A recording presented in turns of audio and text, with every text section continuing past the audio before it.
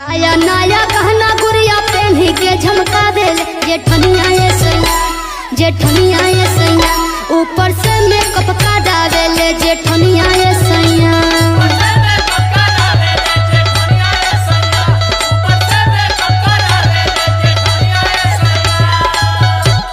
अरे बाप रे बाप, तोरो कौनो कान भर दलस का? कान ना, ठंडी के दिन आ गइल बा, एगो भैसलिनो लिया के देले बड़ा। अरे सुना सुना का बोलो?